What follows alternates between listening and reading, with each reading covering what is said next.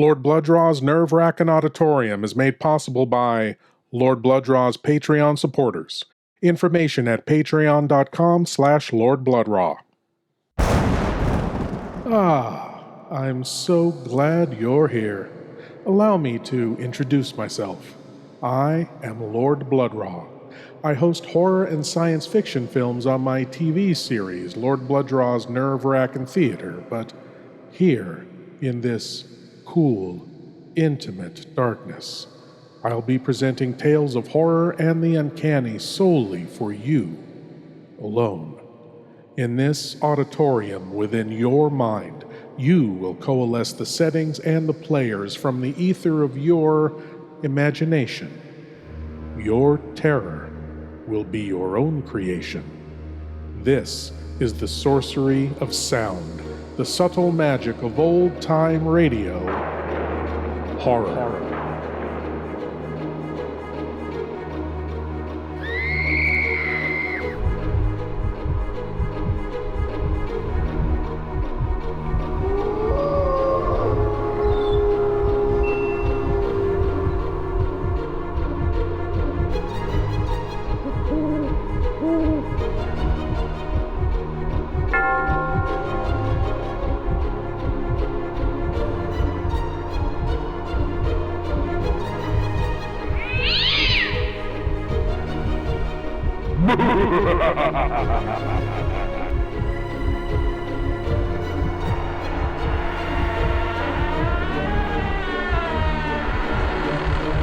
Please leave your eyes at the door.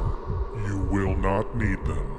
This is Lord Blood-Rah's Nerve-Wrackin Auditorium. Your genetics, your childhood, your tastes and opinions, every decision you have ever made, all these things form you, an individual, with your own free will. Free will is your power to choose your own path, your own life, free from the constraints of fate. How comforting. But what if free will is just an illusion? What if everything in your past has already laid the tracks to your future, and no choice, no possible decision you could make can alter that course? Your life is as predetermined and rigidly unchangeable as 2 + 2 = 4. And what happens when someone, somewhere, calculates the equation of your life? Here, from Theater 5, comes the tale, subject number 428A. My name is Adam Gates. Remember that. I'm warning you. Nobody is going to call me subject number 428A.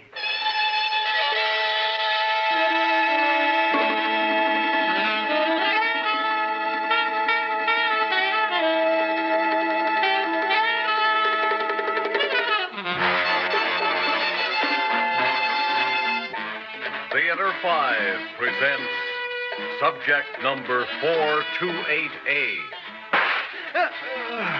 I warned you, and that goes for all of you.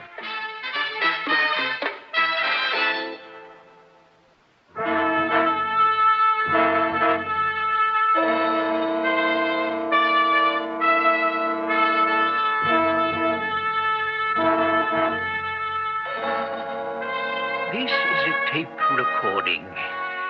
When I die, my lawyer will take this tape from my safe deposit box and turn it over to a committee of philosophers who will decide whether to play it for the FBI or to destroy it. I'm making this tape because today I was questioned by a state policeman and I lied to him. My story was accepted, but it was a lie. My testimony went like this. Your name is Max Wilhite? Yes, that is correct. And you were present last night in the technology building in the university campus? Yes, I was. I was indeed. You saw and heard what happened? Yes. Let's come right to the point. Who killed Philo Benton? Adam Gates. And who killed Adam Gates? Philo Benton. All right, tell me how it happened. Well, there were several of us gathered there in the hall listening to Philo Benton. We were all either scientists or graduate students in science, and he was lecturing to us rather informally. What was he lecturing about? Oh, nothing really very important. Philo is an authority on computer systems, among other things. He was very brilliant. Was Adam Gates there? Yes, he was there. But we didn't know it at the time. He was hidden. He wasn't supposed to be there. Why not? Adam Gates was an English instructor. This was for scientists.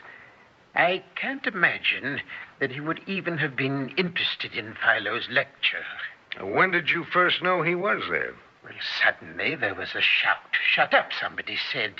It was Adam Gates. "Shut up," he said.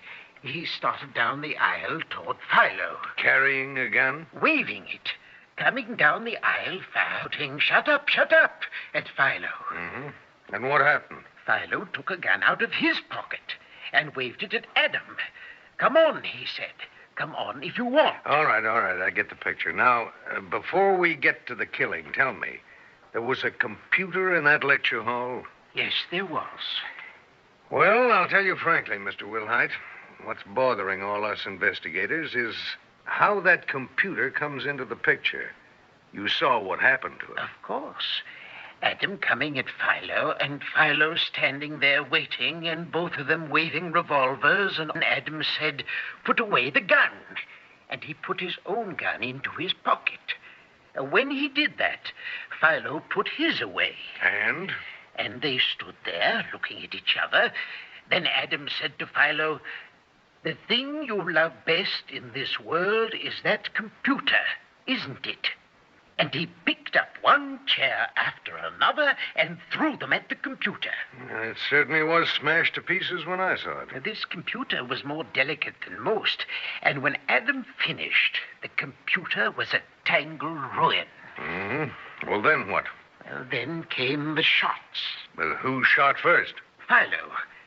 Philo shot Adam, and Adam went down to his knees, hesitated for just one moment, and in that moment he shot Philo. Then both of them went down at the same moment. I see. You knew these two men, didn't you? Yes, of course, quite well, both of them. Philo Benton was conducting some kind of experiment, wasn't he?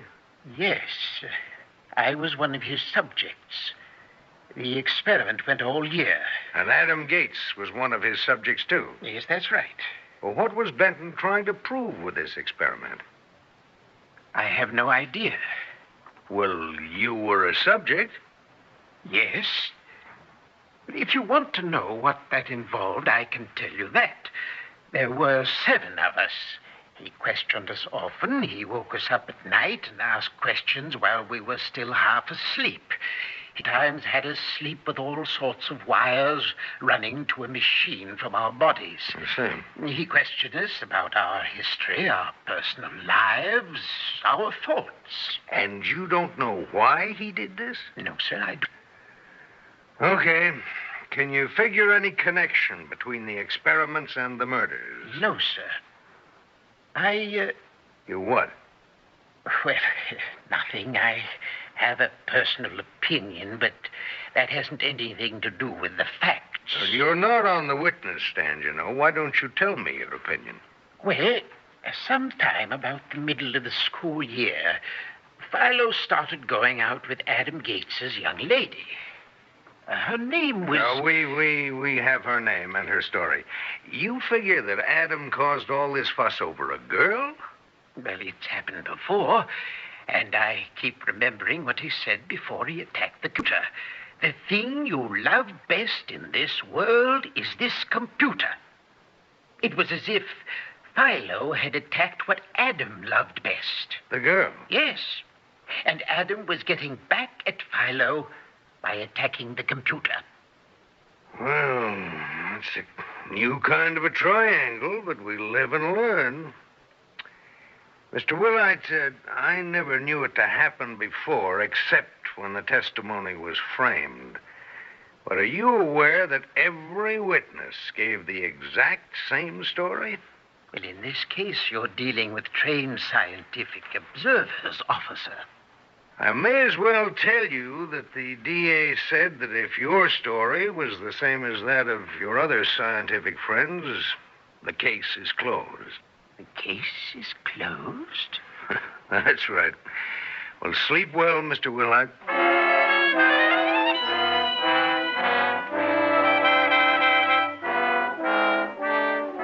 Some of what I told the police is true, but the important parts are not true. That is why I'm recording statement. I was in Philo Benton's office yesterday morning when Adam Gates came in to see him. Are you busy, Philo? Oh, hello, Max. Hello, Adam. Could I talk to you, Philo? Certainly. Come in and sit down, Adam. Thank you. Well, what I want to know is what Max and I have been doing all this past year. I want to know what the experiment was all about. Do you have that much curiosity, too, Max? Well, Philo, I am human. The fact is, Adam came to me. Yes, and I went to Max a couple of months ago and asked him what the experiment was all about. I was quite surprised to find out that he didn't know. Why? Well, Max is a scientist. I could see why you wouldn't bother to tell a member of the English department, but a fellow scientist. I'm afraid I don't understand scientific experimentation at all, Adam. I wanted an objective report from Max, without his knowledge, of course. And that is precisely what I told you, Adam. I know. It might surprise you, Philo, to learn that even a dim-witted English instructor could understand that. We're getting sarcastic now, aren't we? Yes, we are, Philo, because I've resented your assumption of superiority throughout the past year. What you really resented is that I went out with your girl. Oh, don't be fantastic. She didn't mean anything to me. I told you that. Oh, I know that you told me, but what you really felt is quite another thing, though, isn't it? Gentlemen, this isn't pleasant. Why don't you stop being so personal? It's rather embarrassing, you know. All right. I warn you, Adam, there's nothing about your personality or Max's or the personality of any of the others in this experiment that is a secret to me. Oh, bosh. To you, bosh. But since you've asked for it, let me tell you in cold detail what I've accomplished. I've taken enormous amounts of data from each of you, and every bit of this data has been fed into my computer. You've seen my computer, It's the most remarkable instrument ever devised by any man in the history of the world. And you devised it, I suppose. Be sarcastic if it pleases you, but I did indeed devise it. And it has absorbed all the data I have been amassing all this year until now. And I know everything about all of you. I've proved that every individual action of every individual on Earth is completely predictable. That is astonishing. Bunkum. I knew you'd say that, Adam. Believe it or not, I knew from your background just what you'd say. The exact word. Not bunk, as some people would say, but bunkum. What you're trying to tell me is that I don't really have free will. If you want to put it in that 19th century fashion, yes. You never did have. No one ever has had. But now we can prove it. Oh, you're so wrong. I knew you'd say that, too. Shakespeare had free will. I predicted to myself that you'd bring up Shakespeare. Caesar had and Lincoln had. And Caesar and Lincoln. You know, Max would have said Galileo. And I have. I have free will. That's all it comes down to, isn't it now? That you want to have free will. You, person, you, the little maggot called Adam Gates. I'll prove it to you. I'll prove it to you.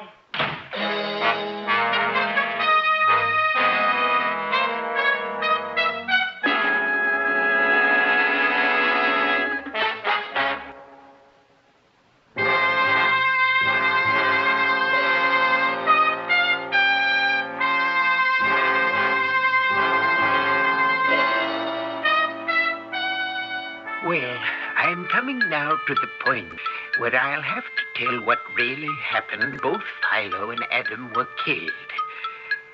I find that I hate to speak the words, especially since I'm committing them to tape.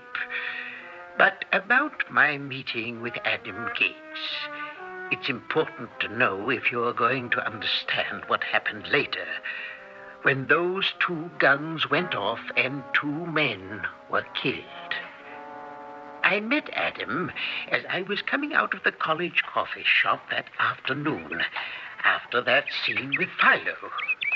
Hello, Max. Oh, Adam, hello. Glad I ran into you. What did you think of the talk in Philo's office this morning? Well, quite frankly, I wouldn't know what to think about it. I'd have to wait until I heard his proof. You'd have to wait. Don't you have any emotion? Now, take it easy, Adam. Well, do you want it to be true? Well, no. Our entire personality is reduced to something you could put in a computer? You know, what I thought of afterwards? What? A way I could confound him. Now, I'm from Cincinnati. I went to undergraduate school in Boston. I went to graduate school in New York. And here I am now with Chicago, the nearest city to us. Now, Philo knows all that. Yes? Well, I'd just like to ask him one thing. I'd like to ask him what baseball team he thinks I root for. Baseball team? No, I mean it. I mean it. Even though I've lived in all those other cities, strangely enough, the only one I care about is the Washington Senators. Now, if Philo's computer can guess that, I'd like to know about it. Well, so would I. You know, I hate him. Yes, I gathered as much. Tell me something. That meeting that all you scientific chaps are having tonight, has that got anything to do with Philo's experiment? Adam, I don't know whether I'm supposed All to I divulge want to know is what they're about. Well, Philo is going to explain to us what his experiment has proved. I was part of that experiment. Why didn't he ask me? Well, Adam, since you're not a scientist, maybe he thought you wouldn't understand. All the same, I'll be there.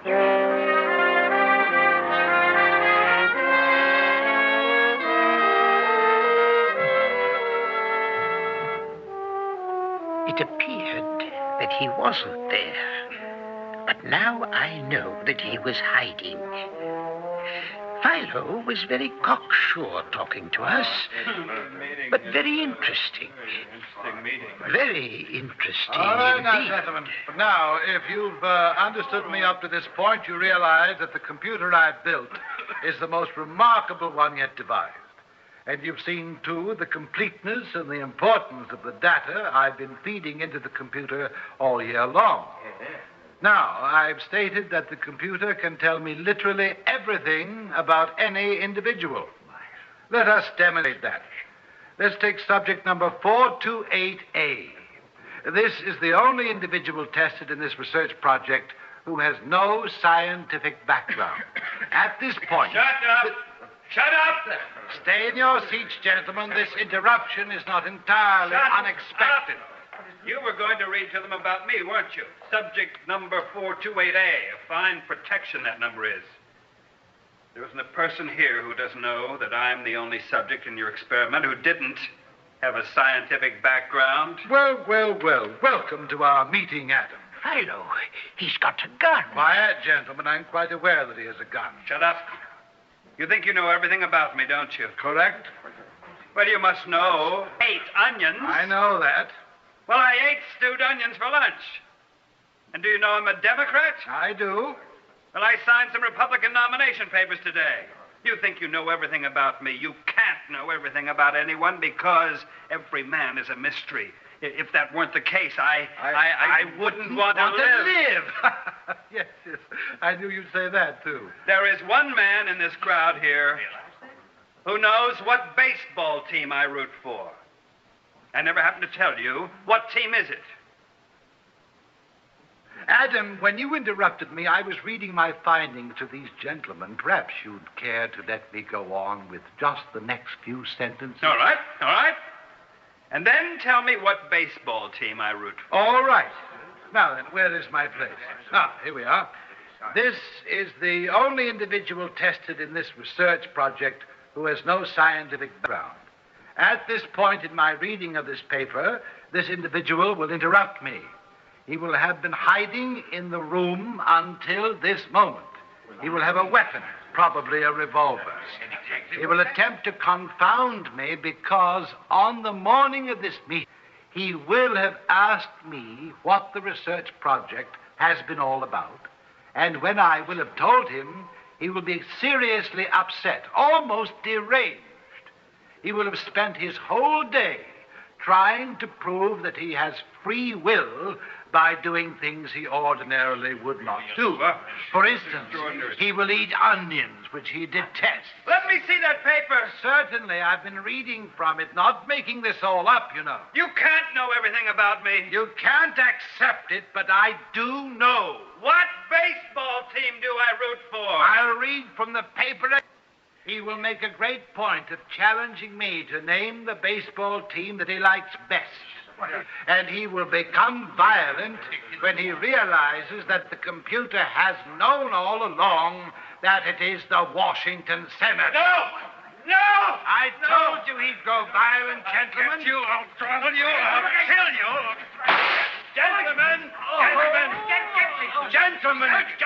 please.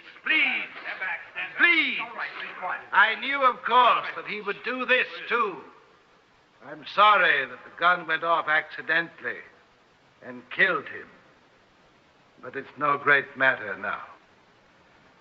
Now then, let's not run to the police right away. I've pretty well demonstrated what I wanted to demonstrate here. Man has no free will. His every action can be predicted. Within our own time, life will become orderly through this experiment. Are there any questions? I can't think what to say anymore. Philo, I have a question. Yes, Max. Did you expect we'd like your findings any better than Adam did? As a scientist, I knew you'd accept it. Philo, do you know everything about me as you did about Adam? Certainly, my dear Max. Did you think I'd bring a weapon? Why, of course not.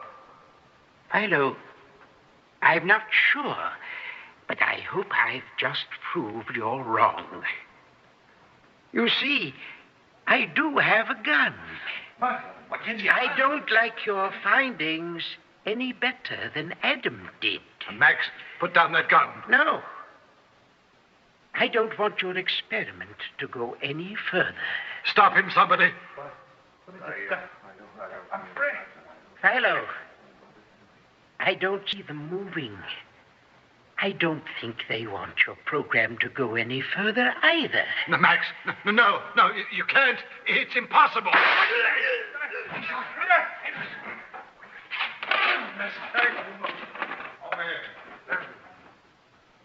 Well, gentlemen, that is the end of Philo. I think you won't want to turn me in, and I think we can cook up a story for the police if we bend our minds to it. But don't you think we ought first to destroy this monstrous machine?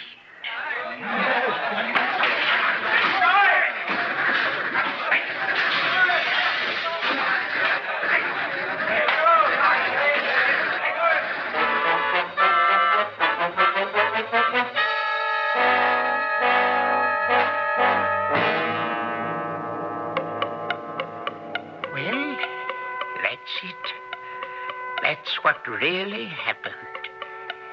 I'm not sure I'm going to let myself live long. But when I do die, and you listen to this tape, remember, I I struck a blow for your freedom.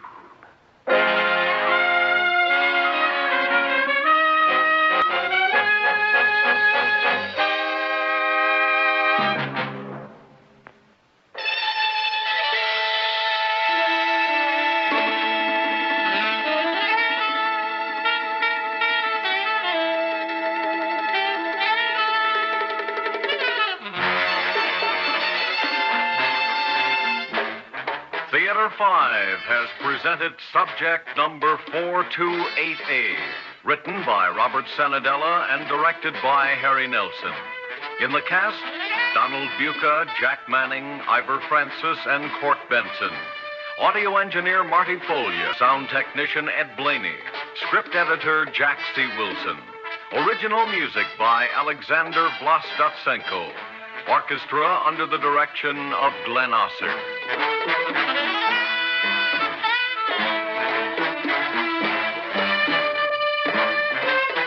Executive producer for Theater 5, Edward A. Byron.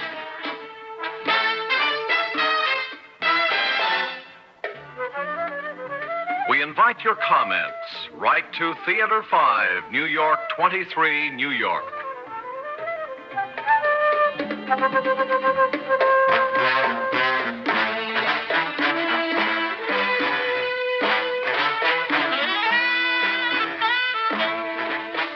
This is Fred Foy speaking.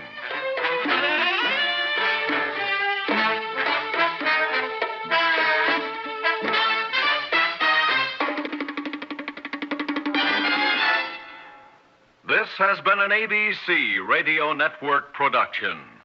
I can't help feeling that the murder of Philo Benton was a case of shooting the messenger. Quite literally. After all, it seems he was right. Other than the fatal mistake of failing to predict Max's reaction to his theories, but no one is perfect. In time, with the collection and refining of more data, Philo's program could well have become infallible. Imagine Philo's program with access to our modern internet and all the information you so willingly feed into it. There is an old joke. A group of brilliant scientists create the fastest and most powerful computer ever made, containing the total sum of human knowledge. And they ask it one question: does God exist? And the computer immediately answers, it does now. Thank you for joining me in the Nerve-Wrackin Auditorium, and I hope you'll come again.